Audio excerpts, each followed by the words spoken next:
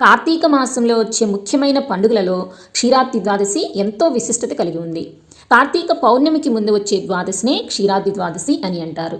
ఈ రోజున ఉసిరి కొమ్మను విష్ణు స్వరూపంగా భావించి లక్ష్మీ స్వరూపమైన తులసి కోటలో అలంకరించి లక్ష్మీనారాయణులు నెలవై ఉండే తులసి ఉసిరికి వివాహం జరుపుతారు. ఆషాఢ శుద్ధ ఏకాదశి రోజున పాలకడలిలో యోగ నిద్రకు ఉపక్రమించిన శ్రీ మహావిష్ణువు కార్తీక ఏకాదశి రోజునే మేల్కొంటాడనేది పురాణ కథనం.